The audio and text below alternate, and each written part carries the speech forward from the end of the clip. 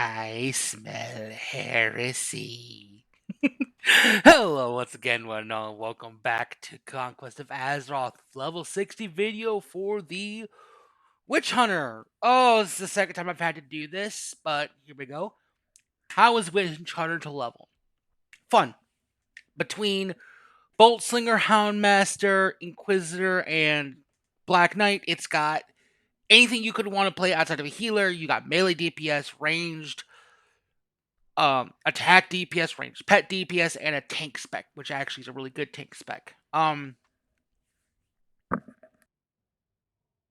It doesn't really have much issues early game. It runs into a few main issues here and there, but you quickly get abilities, like Surging Tonic and Dark Regeneration to supplement those issues. And while it doesn't completely alleviate them early levels, it does make them a lot more manageable. In PvP and dungeons, again, it's a fun class to play. All the specs are good. Some classes shine better than others in PvP. Houndmaster and Inquisitor both seem to do pretty well in PvP. Boltslinger seems to excel more in early dungeons compared to the other two, but up to level 30 at least. After level 30, everything kind of takes a completely different turn, and Houndmaster and Black Knight actually become very strong after level 30. In PvP, you pretty much want to focus on taking apart single targets.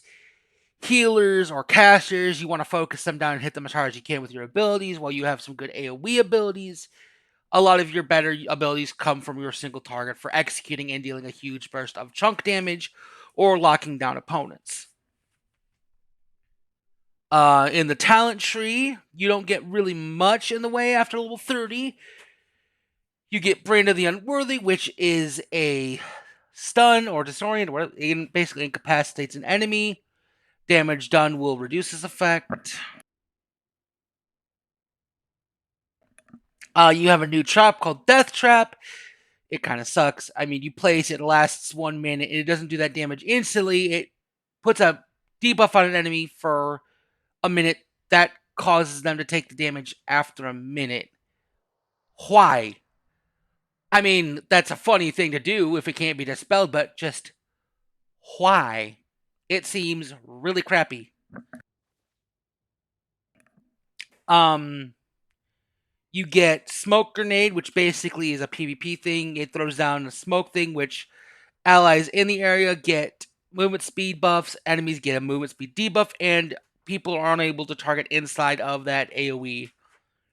So I guess it has some use in raids and dungeons, I guess. I don't know. I didn't really play with it. It just seems kind of weird. Slayer's Mark is a quick little, basically it's a Hunter's Mark, and it increases the attack power of your allies that hit a target, but it also increases your crit chance by 3%, and it stacks an extra 3% for every second for 8 seconds. It's got a really low duration for such a long cooldown.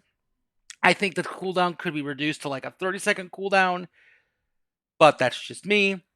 You also have another tonic in Vampiric Tonic, which causes you to heal for 60% of damage dealt for 50 seconds, and all of your tonics, since my last video, have been changed. They have had their effects almost doubled, while their duration has been almost halved. So grabbing Dark Souls and Alchemical Research really makes them a lot stronger. Witchblood Tonic literally makes you damn near immune to magic damage, which is hilarious in PvP. Witching Shroud is a stealth you can get, but you can only use it after getting crit, and it only lasts for 3 seconds. It's kind of weird. I don't use it. It feels very weird to use. I'm glad it's not another stealth class, but at the same time, it's like, no, it doesn't work for me. The first spec we're going to take a look at, though, is going to be Black Knight. Why? Because holy crap, this thing gets strong. After level 30, you get 3 abilities. You get Witching Idol, which drops a little totem that dispels fears, sleeps, and charms effects every 2 seconds on party members within 20 yards of it. You have an AoE Pull, which is nice. Gorfiend's Grasp is one of my favorite Death Knight abilities to use. Very satisfying to drag a bunch of enemies to you. Gaze in Black Knight is actually a really good tanking ability. It applies a huge absorb shield to yourself, and it causes 25% of the damage dealt to your party members around you to be transferred to you instead. Damage that would reduce your max health to 20%. Below 20% would break the effect. Usable while stunned. Really good defensive ability. But no, where this spec gets stupidly strong comes from these two little abilities right here. The first one you get is Witch Knight, direct damage abilities with two-handed weapons, now reduces the remaining cooldowns of your tonics, and grants Witching, which increases your magic resistance and melee haste by 10%, stacking 3 times for a total of 30%. This lasts for 8 seconds. And then you have Secrets of Ravenhill. This causes every single one of your tonics, save the Holy Tonic, to turn your Dawnblade into a new ability. This lasts 30 seconds. And if you're smart with pacing these, you can always have one of these effects up. Surging Tonic turns your Dawnblade into Surging Blade, dealing a chunk of weapon damage and increasing your haste by 15% for 10 seconds. Your Witchblood Tonic makes your Dawnblade become an AoE ability, which applies a damage over time to the enemies around you and increases their magic damage taken by you by 3%. It also applies... It makes it so you can even see enemies hit by this. Really nice. The one that I love the most, Dark Veil. Your Dark Tonic now turns Dawnblade into Dark Peril, crush nearby enemies, dealing shadow damage and stunning them for 3 seconds. So long as you have rage, all of these are spammable, which means you have a 3-second stun that for 30 seconds, so long as you have rage, you can infinitely spam. This is bullshit. In PvP, in PvE, first and foremost, this is really good for locking down packs of enemies and letting your party just shred through them. In PvE, this is horrifyingly mean. You run into a group of enemies and you just permanently keep them stunned. So long as you keep your rage up, you can keep them stunned. And unless they have a way to get out of, incapacitating effects, which some classes do have, but even then, they don't last for 30 seconds, which means they'll last for a short time. They'll be able to tag you and hit you, and then they'll be stunned again. Infinitely for 30 seconds. This is mean, this is cruel, and if you do this, I lose respect for you, but at the same time, it's really fucking fun. The other one, your Vampiric Tonic, turns your Dawnblade into Vampiric Rage, which is an AoE leech that leeches health from 10 enemies around you, and heals you for 90% of the damage dealt. This stacks with Vampiric Tonic. In fact, all these stack with the tonics when you drink them, which means you get both this effect and the tonics effect. So, Witching Vampiric Tonic, let's see. That's 90% of 420 damage, plus another 60% damage. So that's 150% of the damage you're healing for all enemies hit. This is a great way to keep yourself up. Dutch, you motherfucker. God damn you. Okay, we're going to have to do this quickly. But yeah, no, this ability just turns your tank spec into ridiculousness. The utility and damage and survivability you get out of this is insane. Your other two options are Night King, which causes Noctis Blade to consume your Shadow Brand, increasing its damage by 50%, and then you have Blade of the Misbegotten, which causes the Dawn Blade, when it deals damage, to increase your max health by 15%. Oh, no, 15% of the damage it deals. Okay, that sounds good as I thought it was originally, but it stacks up to 3 times. Your two passives are Shadowy Tendril, which causes your Grasp of the Undying to hit multiple targets now, and Dawn Knight, avoiding damage or dealing direct damage with auto attacks now has a 40% chance to grant you Dawn Knight, which makes your next Dawn Blade within 15 seconds free of cost and it deals more damage. This applies to all of these as well. Overall, Black Knight gets stupidly powerful. You get some extra passives that, Pommel Strike hits multiple targets. Dawn Blade now increase the damage has its damage increased by 5% for each stack of Pommel Strike for an additional 25% extra damage, which pairs well with this. Noctis Protection. Your Noctis Blade gives you a small damage absorb shield, which you can get pretty fairly often. Attacks which would otherwise kill you now heal you for 50% of your maximum health and increase the damage of Noctis Blade by 50% for 6 seconds. This can only happen every 2 minutes. Kind of funny to do in PvP. Foresight, your physical critical strike damage or physical critical strikes now give your allies replenishment, which also now causes your Dawnblade to now guaranteed to be crit against undead or demons, which means in some dungeons you can spam this and just infinitely give your people their mana back. It's kind of funny. Destroyer Evil, damage dealt by Dawnblade now deals an additional 20% of the damage dealt as Twilight damage every second for 3 seconds. It also applies Shadowbrand. You have a choice between Calm Under Pressure or Dark Barrier. I went with this because it reduces the cooldown of Stoicism. You also have Dark Juggernaut, which in turn causes your Desecrate to now restore health. Restores health plus an additional 1% of your max health for each target struck that's affected by Shadowbrand, which is another way to heal you. This spec has a whole lot of self-healing, which is awesome. Black Knight is a lot of fun. I liked it up to level 30, and then after level 30, it gets even better. It's tanky, it's survivable, it deals great AoE damage, which helps it hold its aggro. It's got really cool cooldowns for its defensives and its utility in all of its tonics, the traps. It's just really good. You also get Dark Aura, which increases your stamina, and you also get a new edict called Knight's Edict, which increases your armor and all of your primary attributes by 14. This is a really good ability to apply on tanks or apply on yourself if you need it. All in all, Black Knight's really good. It's strong. I had a blast. The moment I got freaking Secrets of Ravenhill, I was laughing my ass off, just spamming these abilities and realizing all the bullshit that came with it. Moving on from Black Knight, we're going to look at Inquisition.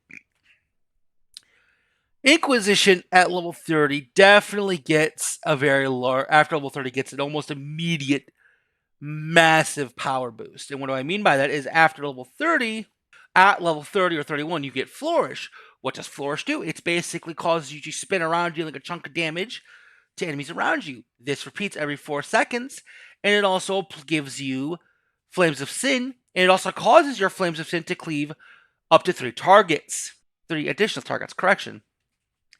This gives you a crap ton of AoE damage, which is really, really nice. You also have Pyrotonic, which increases your fire damage dealt and increases your critical damage for 15 seconds. This is really good to pair with Flourish, since Flourish is straight fire damage. You have Torchlight, which, so long as you have Flames of Sin up, you can use this, and it causes a chunk of damage in the next 5 attacks against an army. You hit this, and an enemy you hit this with any attacks gives you more time on Flames of Sin, or grants you Flames of Sin. You also have Stake, and Stake unfortunately has turned out to be kind of meh for me. I understand it's a really good ability, but given the mana issues this spec kind of has, this really doesn't feel good to use. You run out of mana stupidly quickly. It does a chunk of damage that ignores armor, and it's usable on enemies below 35% health. It also grants you Flames of Sin, and it is spammable. It has no cooldown. This is really great, except its mana cost is insane, and normally by the time you get to this, you're low on mana, so you may get 1 or 2 uses before you're out of mana. It just kind of doesn't feel good. Some abilities you actually get your hands on that I definitely feel are really... Hold on, I feel like I'm missing something. What am I missing here? That are really good are the Dawn and Dusk talents, which causes your fire damage or physical damage to now give you a buff. Dawn increases the damage of Torchlight Duskblade for 2% for 5 seconds, stacking up to 10 times, and Dusk causes your stake in Dawnblade to deal 2% more damage, stacking up to 10 times for a total of 20% extra damage. Both these are really good. You can almost constantly keep them up. I went straight for Touch the Wicked, which causes flame of damage caused by flames of sin to increase your attack speed by 2%. It stacks up to 12 times for 6 seconds. Unfortunately, applications do not refresh the applications of this buff. But it also causes your Pyrotonic to now reset the cooldown of Torchlight, which means Torchlight hit the enemy for 5 times or 10 times, and then pop Pyrotonic and hit it again, and you can infinitely keep your Flames of Sin going. Cycles of Despair is also really good. It doubles the amount of stacks Dusk and Dawn can get. And in addition, when you reach 20 stacks with both buffs, the buffs are consumed to grant you 20% damage, melee haste, movement speed, and more importantly, 20% extra crit chance for 6 seconds. This is a huge DPS window to use. So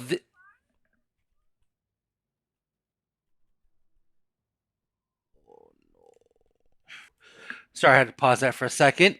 But yeah, Cycles of Despair is a great DPS window. You can pair it with Stake for the extra damage. Due to some of the passives and some of the stuff down here you can get, but at the same time, actually no, you can't because I'll explain that in a minute. The other two lineups down here are Lightbringer, which causes your Duskblade to give you a 50% chance to make your next Purifier's Edge completely free, and there's a 25% chance that when you use Purifier's Edge, this buff is not consumed. This is kind of nice, but it gives you a chance to spam Purifier's Edge as AoE, but pairing Purifier's Edge with Surging Tonic is a lot better, to be honest, because you can spam it a whole lot more and you get and while it still costs mana, you can still spam it a lot. No, rage, correction. Below that, you have Purity and Wickedness. Your main hand and offhand auto attacks now apply either Purity or Wickedness. Purity increases your fire and holy damage, and Wickedness increases your shadow and physical damage. And these both stack up to 6 times, but Torchlight now consumes these stacks to deal either 1,200 Holy Flame damage or Shadow Strike damage. I don't know if it deals both. I think it picks one or the other and applies it. I might be wrong on this. I'm not really good at the math. Over here under Stake, you have Burned Alive, which increases your critical strike chance against enemies below 20% health by 25%. This is kind of nice. This would pair well with this. No. This would pair well with this. Unfortunately, you can't do that. And then below that, you have Hatred and Vitriol, which increases the damage of your Stake and reduces its mana cost by 30%. In addition, critical strikes with Stake now refund half its cost, which would make this a lot more spammable. But at the same time, it feels weird to use. Your passives are Heartstopper at level 40. Casting Purifier's Edge or Fiery Judgment now has a 30% chance to allow the use of Stake within 8 seconds, regardless of the target health percentage. So, I mean, really, the Inquisition wants you to take it, and I don't take it out of principle because I feel like it's a weird ability. I probably should. Fuck it, I'll take it just to make use of that, I guess. Evil Duel's Beware also is a guaranteed crit strike if it's used against an enemy above 75% health. This really only procs on elites or bosses, and even then, rarely. Because it requires this to proc, and I've not been able to, when I do use it, get these to both to proc at the same time. Which is unfortunate. Inquisition is fun. It's really fast, very heavy hitting. Oh, no, correction. Not heavy hitting. It just does a lot of sustained damage. Its burst potential is kind of lackluster in single target. Its burst potential in AoE, using Flourish and using Fiery Judgment or Flames of Sin. No, either using Fiery Judgment or Flames of Smite Evil, which is what you could spam with Dark Tonic, not Fiery Judgment. I'm sorry. Overall, the spec is fun. In PvE, with its charge and Burrow Bolt and all the other stuff you get to lock down mobility or be mobile, You get a lot of really fun shit you can do. You're really good at chasing down opponents and keeping opponents from escaping, unless you're dealing with a barbarian or a fellsworn. But that's kind of here. That's just them in general.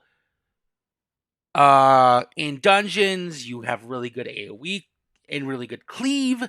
Your single target's also pretty good. You won't deal the most single target damage, but you will deal respectable single target damage. And if you get your burst windows to proc correctly together, you actually can deal a very large amount of single target damage. Moving on from there, we're going to take a look at Houndmaster. Houndmaster after level 30 gets a huge amount of damage in its AoE. And this comes from the talents under Darkflock. Now, I said, and I will stand by what I said about Darkflock feeling like a really really weird ability and very unhappy to use at level 30. But the next talent you take down right below it is Anguish. Your shadow damage dealt now has a 5% chance to reduce the channel time of your next Darkflock within 15 seconds by 50%. This turns it from 8 seconds to 4 seconds cast time, and it makes it deal damage every second instead of every 2 seconds. This makes the ability feel like an actual good AoE ability. This makes it feel better, and it actually does quite a bit of damage. It does quite a bit of AoE DPS when you get to proc. Below that, you get Rampaging Hounds, which causes your Shadow Hounds melee attacks to now cleave to an additional enemy, which is very, very nice. I would definitely say grabbing both of these is good. Repulse is a good ability for knocking back enemies. It just eats them away. It does low damage. The other ability you get in this talent tree is Rearmament, which causes your traps to not incur a cooldown for 8 seconds when you use them. Pairing this with the new ability Trap Launcher, yes, we now have Trap Launcher, so we can now throw our traps, means in certain situations like, Strathholm, we can pop this and infinitely throw Scourge Traps at the bosses for stupid amounts of damage. Undead or demon bosses, or mobs, pop this and go ballistic. It's actually really fun to use, but it's very situational.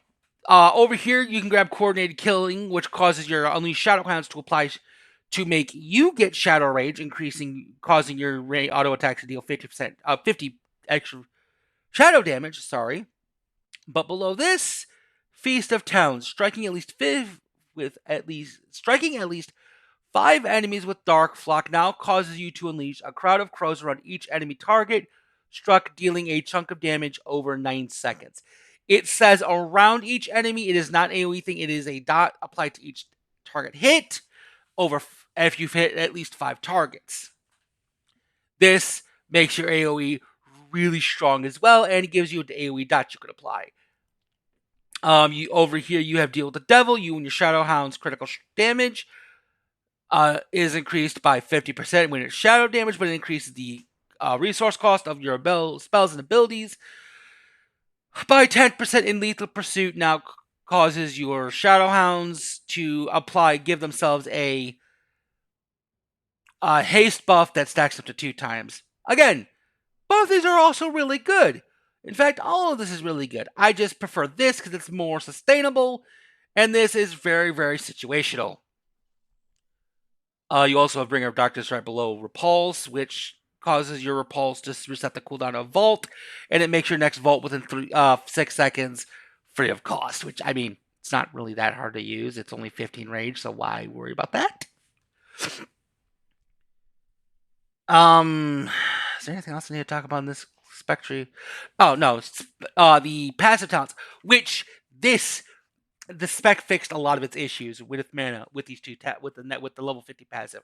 The level 40 passive Daredevil is when you take damage that would reduce your health to 35% or less, you summon 3 lesser Shadow Hounds and you reset the cooldown of Vault. This can only occur every 2 minutes. And then 6-fold shot. Every 5th Darkslayer or Shadow Blast, it can be either or interchangeable, turns your quick draw into 6-fold shot. 6-fold shot fires 6 quick shots across 1.5 seconds, each hitting for full weapon damage plus more physical damage, and each shot generates 3 rage and 2% of your maximum mana.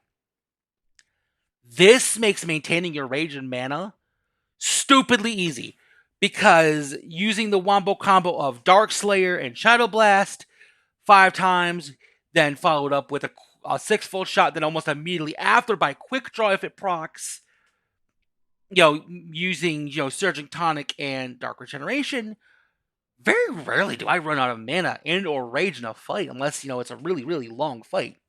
How does Houndmaster feel after level 30? It gets really strong. It struggles up to level 50, but once you get to level 50 and get 6-fold shot, it is smooth sailing across the board. Its AoE feels good, its damage feels good, no mana, no rage issues anymore. Well, very rarely rage or mana issues.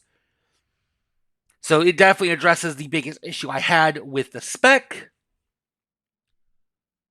It's really good in PvE and PvP. It's also really good for leveling because you get hounds. You can summon multiple hounds and throw them at the enemy, and your hound has a growl ability to keep aggro, so it really, really does feel good.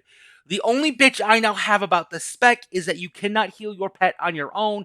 You have to rely on getting healed by someone else to get healed. Also, your Houndmaster's Whistle is now a talent instead of a spec passive. Deadeye still does what it did before with Houndmaster's Whistle attached. It just no longer has it attached. Oh, moving on from... Sorry, I'm back. I realized I forgot to talk about something. The rotation. For Houndmaster, again, you really want to focus on making use of your Dark Slayer and Shadow Blast to proc your 6-fold shot to keep your mana up. Use Unleash the Hounds and Houndmaster's Call off cooldown. Save Decimate for boss fights to give yourself a burst of damage. Whenever Quick Draw procs, use it on cooldown too. Dark Flock, use it against grouped up enemies of at least 5 or more. If you use Rearmament, save it for high areas where you can make use of it, like masked enemies, to throw a bunch of shadow traps to apply multiple stuns and multiple instances of the dot. Use it to apply just to permanently silence an enemy. Use it or if you're doing Strathhome or something like that, on boss fights, pop this and then just throw an infinite amount of Scourge traps in 8 seconds. If you use Death Trap, I don't know what to tell you there. Good luck. Outside of that, the rotation's pretty much just that. Make sure to use your Surging Tonic to help reduce your costs. Or you could save it for burst windows. Dark Tonic when your health gets low. Witchblood when you need to absorb a bunch of damage, like exploding cadaver mobs in Strathhome. This is a great way to survive that bullshit. Holy Water Tonic, if you're fighting the undead, always a good way to help give yourself a chunk of extra damage. And Vampire Tonic whenever you need to keep yourself alive through healing.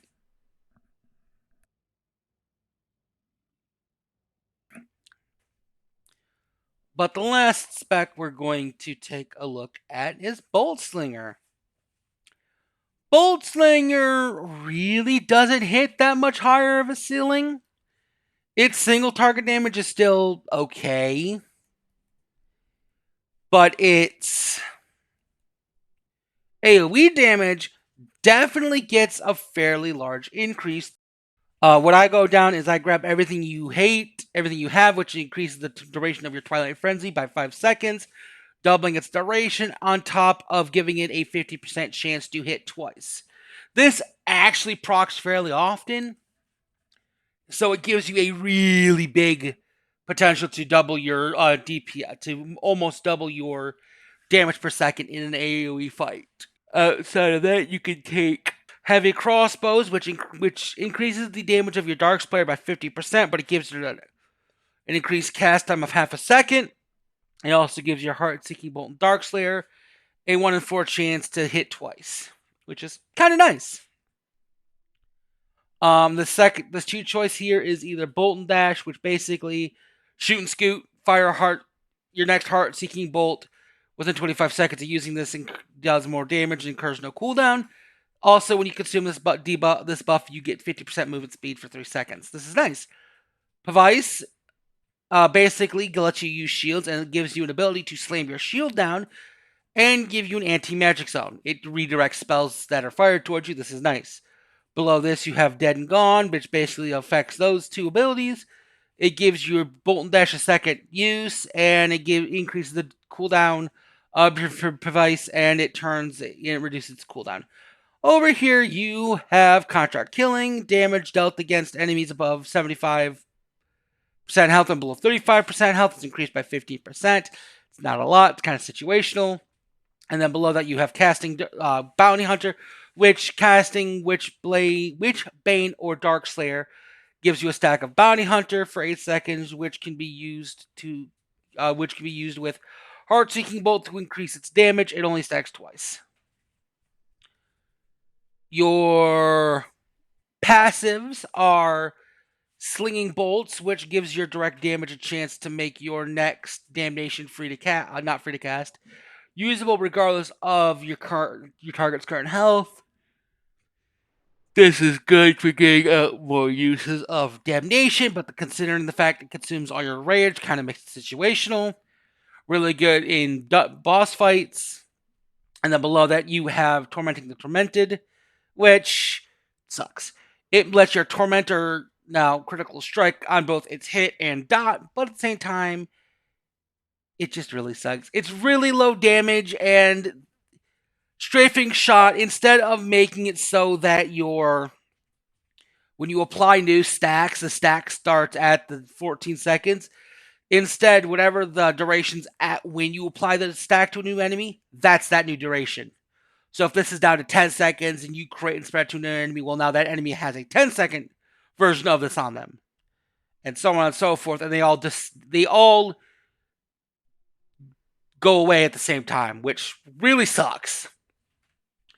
This, and this would be a lot more useful if when you applied a new version of when you spread it, the new spread version starts off at the 14 seconds.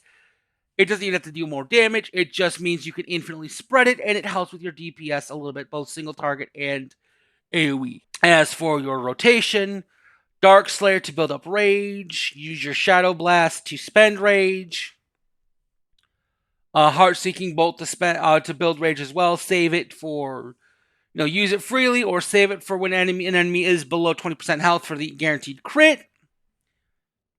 And when you have full rage, use Damnation.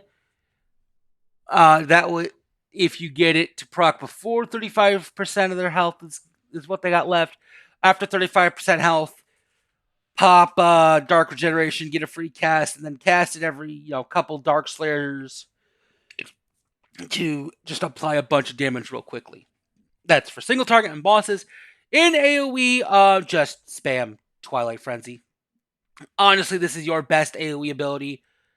Just spam it and yell Beyblade, Beyblade, let it rip. It's really entertaining to do.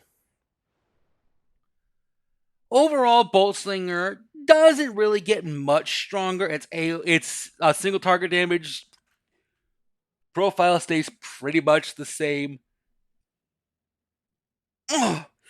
Its AoE damage does get a little bit of a buff, but at the same time, with the changes in Houndmaster between 30 and 50, 30 and 60, they definitely become neck and neck in both AoE and single target. Houndmaster beats it out in single target for the most part, but in AoE, they're almost neck and neck. Very, very situational on which one does better DPS at any one point in time. Oh, God. I can't stop yawning. Overall, between all 4 specs, Boltslinger, Houndmaster, Inquisition, and all those 3 sit at A tier. Houndmaster moves up because of its ability to keep its mana up now with 6-fold shot, and it's also better AoE abilities, and it's better AoE through talents and the passives. it really just becomes a lot better. Black Knight sits solidly as the first S tier spec. It is amazing. It's fun. It's strong. It's a really good tank spec. It's not really that complicated to learn. If you're familiar with tanking any other way, it's almost brain dead easy to get into. So if you're looking for something to start tanking with, by all means, give Witch Hunter's Black Knight a try. It's a blast. I will warn it is a dodge parry tank, so it definitely takes a little bit of a little bit to get used to having to stack those stats to get your defensives and survivability up. I'm sorry I keep yawning. I am not yawning because I am tired. I am yawning because I don't know. I'm awkward. I'm anxious. I don't fucking know. With all this said, Witch Hunter sits at a solid A tier, and I will be happy. I just realized my thing was zoomed in. Oh well. Thankfully, y'all saw what you needed to see, so it doesn't really matter. I am sorry for the mistake.